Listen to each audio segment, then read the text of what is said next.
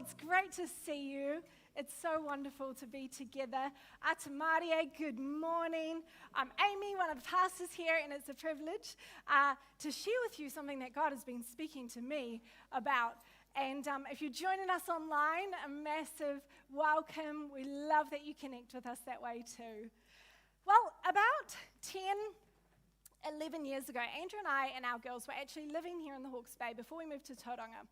And at that time, Andrew was working in real estate, interestingly, in the suburb of Piramai. And at that time, he was making very little money. Very little. It was before the boom happened, not because the kid couldn't sell, because trust me, he can sell, but it was actually because he has a heart for people more than he does for sales. So I remember we were struggling so much at this time, and he came home one day, and every day I'd kind of be like, cautiously ask him, like, how was your day? Did you sell a house today? And it was one day he came home, and I was like, how's your day, honey? Like, how'd it go? And he's like, it was amazing. And I'm like, thank you, Jesus. We're going to have money in our account today. I'm like, oh, sweet, you sold a house. He's like, oh, nah. I actually told them that they probably shouldn't sell their house because it would benefit them better if they waited a little while, which it would have. If they waited a little while, it was going to be better for them. But I shared with them about Jesus, and he was just buzzing. And at that point, I was like, honey, time for a career change. But at that time, we were really struggling. Food was difficult to get on the table. I remember we had friends and family come to stay, and you know, when you're tight and everything you have is like down to the last bit, and they used my shampoo and conditioner and the last of it, and it was all I had, and we couldn't afford to buy any more. So I remember just being like, of course. We were really struggling to provide and to make food go for our kids and for us. It was a really tight time, and it sounds really silly, but we didn't have a coffee table, and that really bothered me. Like, I know it's a silly thing, but we couldn't afford to buy a coffee table, and we didn't have one, and the room just didn't look complete without it. So here I was, a young, tired mum with dirty hair, struggling to feed the family, and no coffee table to put my feet up on. And we get a knock at the door. And in comes my mum and dad with a box, unexpectedly, of groceries. And they walk in and put them on the counter, and they're like, we just thought we'd grab some things for you.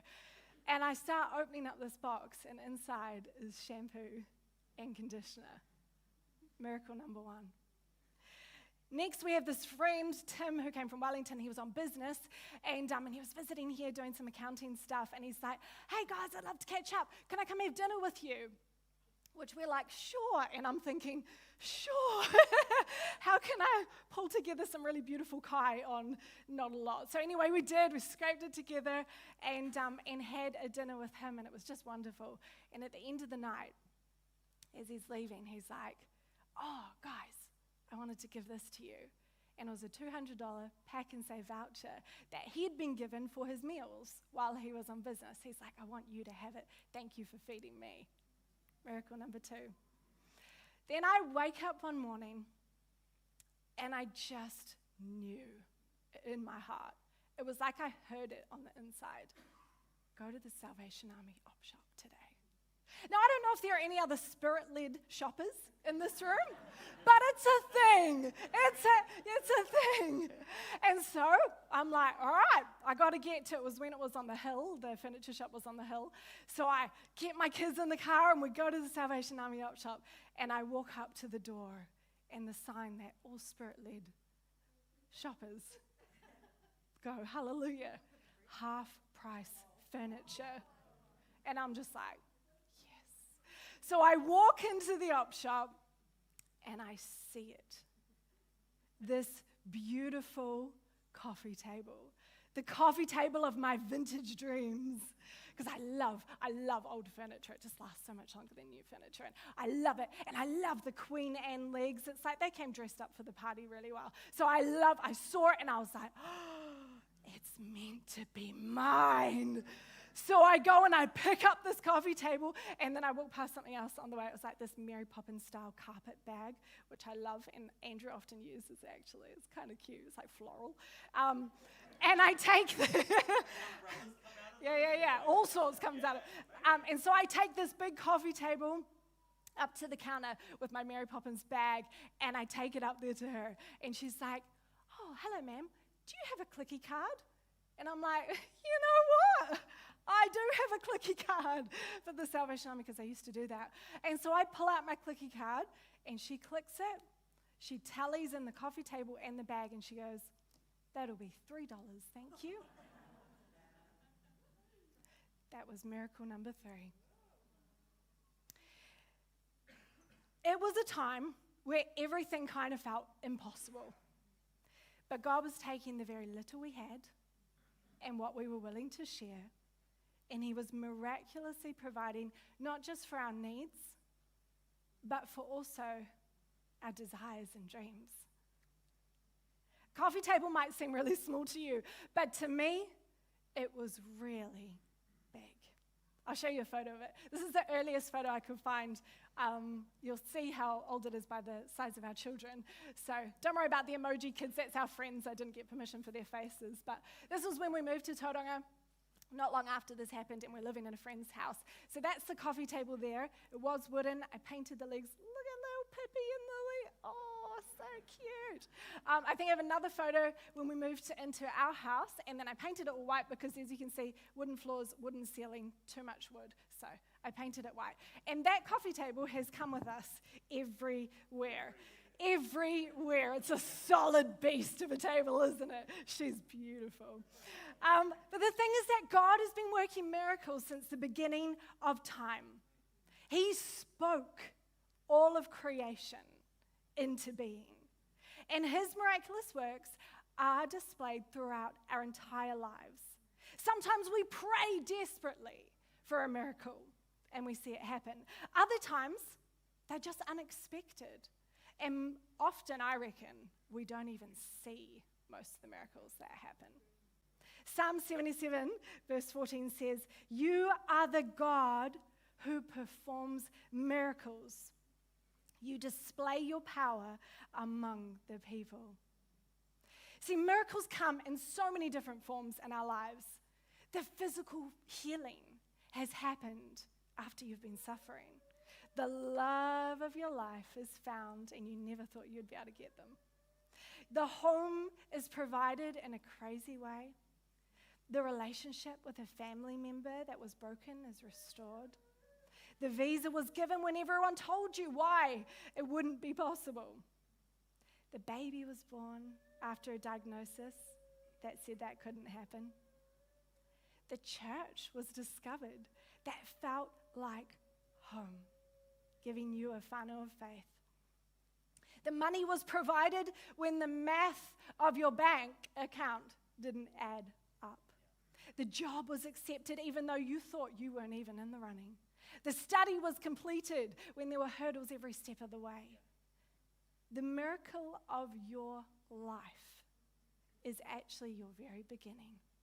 And you were created with the privilege to live on earth at this time and in this place.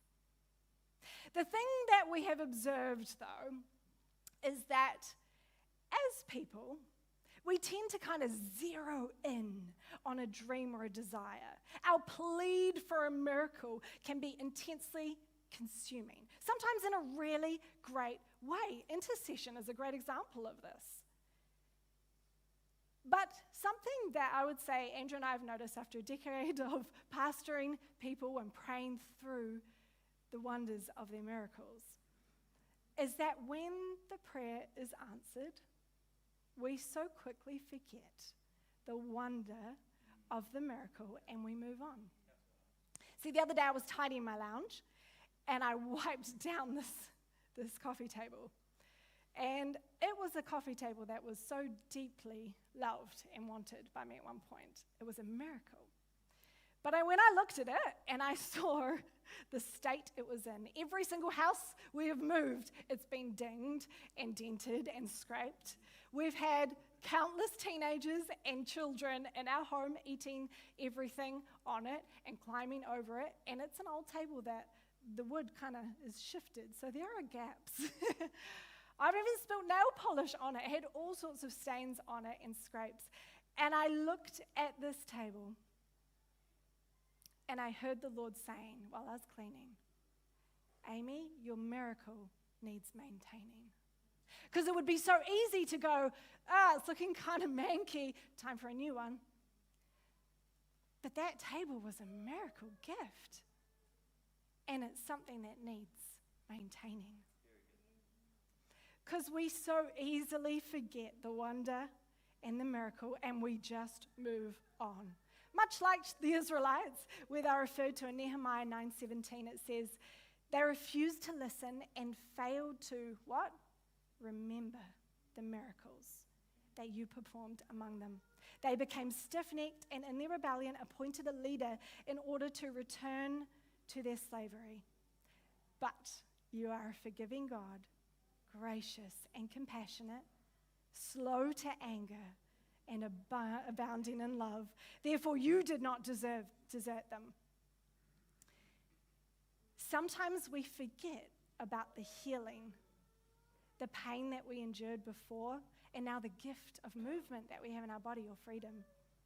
We date or we marry, and the person who we once prayed for and desired more than anything kind of becomes blurred in the background of the scenery of life. And we forget the miracle and the absolute honor it is to be the love of someone's life. We live in miracle rentals and own homes that were simply impossible to get. And all we see is what more we want. Our relationships with family get under-prioritized, and the former pain of dysfunction gets exchanged for apathy and a lack of investment. We move cities or countries in faith, then we complain, and we forget the miracle of our move and the purpose for our place. Our family life might be busy, but it might not be joyful. We forget the joyful miracle of anticipating our babies and the privilege of providing for them. The church home where we were once excitedly wrapped up in somehow doesn't make us feel quite as special as before. And we can become resentful instead of resourceful. And we can become hurtful instead of helpful. This place, our hahe, our church home, is a miracle to be maintained. We forget that God has provided for us before money, study, jobs, and instead of holding a memory of faith, we hold a disposition of discouragement today, forgetting. He's done it before. Maintaining that miracle means believing it can happen again. Our lives are a miracle from formation to the final destination. The miracle of our lives, our minds, our hearts, our bodies, our souls, they need maintaining, nurturing, valuing, celebrating. Your miracles need maintaining. Because we don't receive healing simply for kicks. God always has a purpose for his miracles. And it takes us to places that we couldn't have gone before. It's to bring radical change. Let's look at some people. So in Matthew 20:29, interestingly, I wrote this before last weekend, and Alan talked about a blind man. Carl last week talked about a blind man, and I'm going to talk about two blind men. One is the same as Carl's last week. Two blind men were sitting by the... There's probably something in that, eh? If there's 3 weeks of talking about blind men. I'll leave that to you to ask God. Two blind men were sitting by the roadside, and when they heard that Jesus was going by, they shouted, "Lord, Son of David," we know who you are, "have mercy on us." The crowd rebuked them and told them to be quiet, but they shouted all the louder. This is the intensity of when you are desperate for a miracle. Lord, Son of David, have mercy on us. Jesus stopped and called them. What do you want me to do for you? He asked. Lord, Carl talked last week about speaking out what we want. Lord, they answered, we want our sight. Jesus had compassion on them, touched their eyes. Immediately, they received their sight and followed him. Just listen to that last part. They received their sight and what? Followed him. Their miracle changed the direction of their life. They weren't healed to stay on the ground. They were healed for a purpose that would forever impact the rest of their life. The physical or practical miracles often are to make way for an internal and a heart miracle. In Mark chapter 1:30, we see Simon's mother-in-law was in bed with a fever, and they immediately told Jesus about her. So he went to her, took her hand, and helped her up. Jesus is so kind. He's just the loveliest man ever. He took her hand and he helped her up. The fever left her, and she began to wait on them. I'm sorry. The fever left her, and her first thought is to get out of bed where she's been really sick to the point of death. And her thought is, time to serve somebody else. I can't tell you how much it brings me joy when I see somebody come into the church and discover the love of Jesus and a relationship with him, and their first turnaround is to be like, I want to join a team. Yes. Where can I help? We saw that recently after the cyclone. One of the awesome guys, Sam, who came on board, who gave his life to Jesus, and then, I don't know if you're here. Anyway, he gave his life to Jesus, and the very next week, we're like working on a building site with him. He's like, I'm on the serve team. How amazing. Our miracles are not to be contained for us. So good. They are to joyfully jump in and make a difference for somebody else. Mark chapter 5:18, when Jesus has just set a man free who was demon-possessed, as Jesus was getting into the boat, the man who had been demon-possessed begged to go with him. But Jesus did not let him. He had a really specific plan for every single person. Yours will never look the same as someone else's. Jesus did not let him, but said, go home to your own people and tell them how much the Lord has done for you and how he has had mercy on you. So the man went away and began to tell in the, didn't practice how to say that, Decapolis? Ruth? No? How much Jesus had done for him. And what? All the people were amazed. The miracle wasn't to end there with his life, it was to be shared with others. When Jesus fed 5,000, someone's realizing it's their car. All good. There's more than one person going out. Look, this is your moment if you want to get out of the service. When Jesus fed 5,000 in Matthew 14, and then he feeds another 4,000 in Matthew 15, those people experienced a miraculous provision, multiplication of food. I have not seen that. I don't know about you. That is miraculous. But maintaining the miracle would mean not forgetting that miraculous, impossible situation for the rest of their lives. It would mean believing for the supernatural in days to come and looking to Jesus for everything they needed. When God split the sea for the Israelites, it was not just for show. It wasn't to go, look how wonderful I am, I'm so strong, I can push the waves back. It was to take them somewhere that they couldn't have got before. They weren't meant to even cross over and just stand on the other side of the water and go, wow, that was really cool, now what? No, they were meant to move. They were meant to go to the promised land. The miracle was part of the purpose of what God had for their life. Now, they did forget it for a while, but God, being gracious, it says he didn't desert them.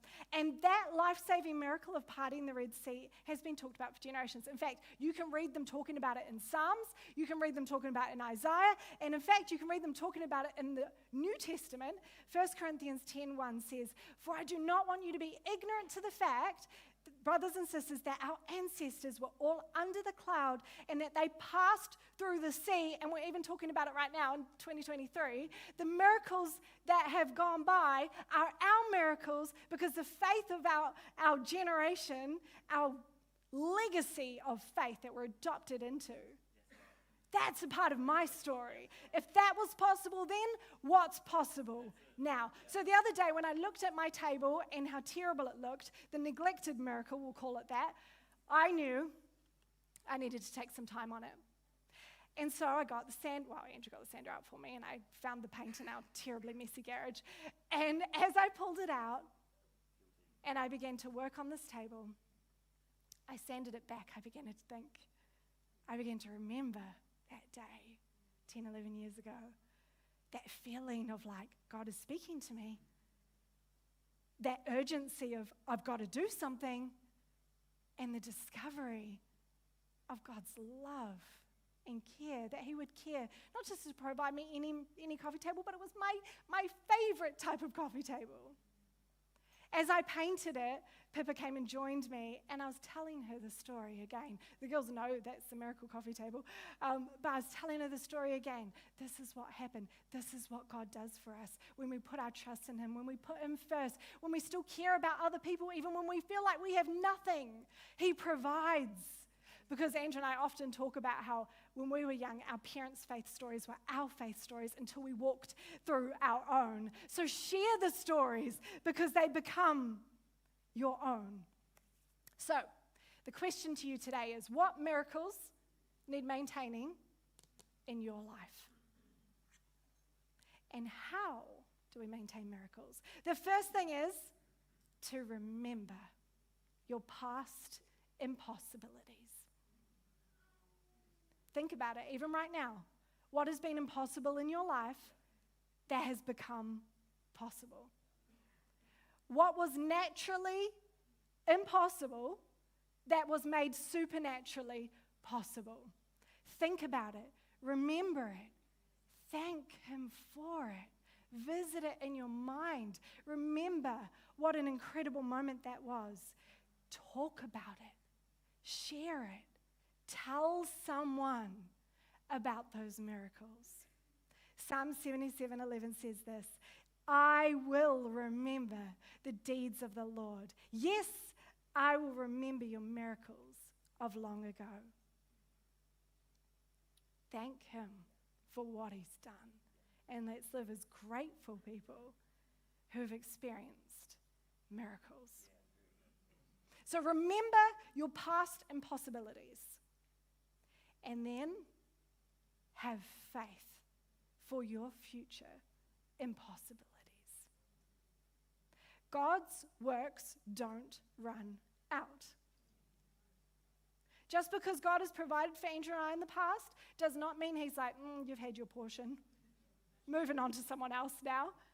No, it grows faith in us that we know we've been at the point of rock bottom and God has brought us out. Remembering your miracles is part of growing your faith for what is impossible today. Living thankful and full of hope, not discouragement. In Acts 2:22, it says this, "Fellow Israelites, listen to this. Jesus of Nazareth was a man accredited by God to you by miracles, wonders, and signs, which God did among you through him, as you yourselves know.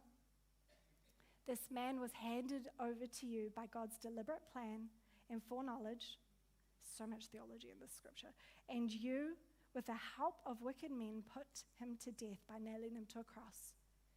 But God raised him from the dead, freeing him from the agony of death because it was impossible for death to keep its hold on him.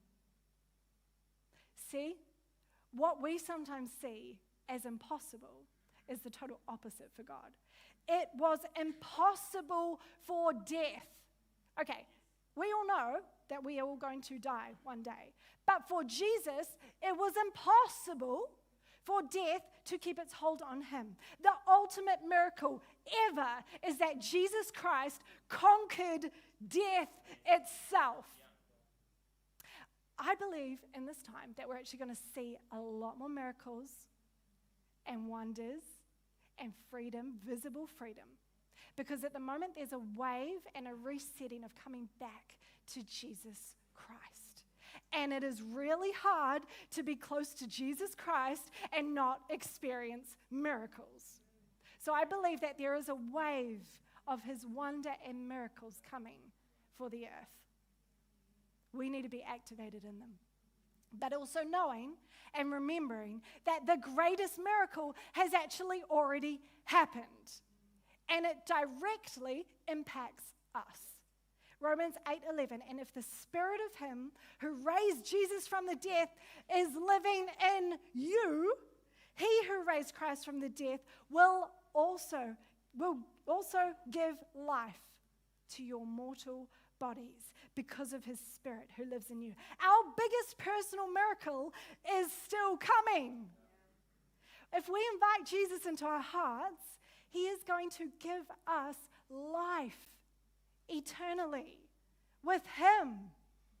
If you're struggling with the impossibilities now, we're going to pray into those things. But also know, even if none of it happens, the greatest miracle of your life will happen. There will be no disappointment. Oh, that gets me excited. Band, you better come join me.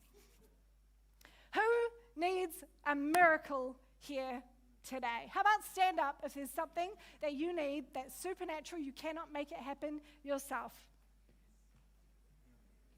You have a prayer request, big or small. Faith for somebody else to encounter Jesus. Healing in your body, stand up. If you need a job right now, stand up. If your bank account is not reflecting the purpose that you have to live, stand up. If what you are living right now seems really, really difficult and you don't know how to overcome a day, you need a miracle. You need a Jesus miracle. So we are going to pray. We're going to pray for both things that we would remember. How about everyone stand up with us now? We're going to pray, not just for ourselves, but for others as well. We're going to remember what he's done. Let it come to our minds. Mull on it. Think about it. Thank him when we sing this song next. Thank him that he's a miracle-working God. And even if the only miracle you can think about is the fact that you were born, it was a miracle. Thank him for that. I'm sure you can think of more than that. And then we're going to come before him, just like Jesus said, what do you want? If Jesus stood here before you today, what are you going to ask for? We're going to pray for that, okay? Lord Jesus, we come before you now.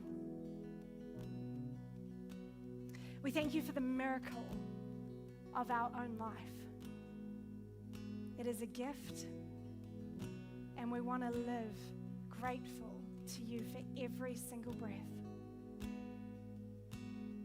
We think of all the miracles that you have moved in our own lifetimes. You are so compassionate and powerful, and we don't ever want to forget the wonder of your works. Show us the purpose for those moments that you gave, and help us to revisit them and honor your gift to us with how we live. Jesus, we bring before you our impossible requests. They're so unrealistic that we don't even want to say them out loud, requests. The things that we deeply long for, but that feels a bit scary to ask for. because hope was lost and forgotten when we're in the desert. Please, Jesus, work a miracle in our worlds and show us the purpose that will go far beyond ourselves. God all-powerful, Jesus, you are undefeated. God of miracles,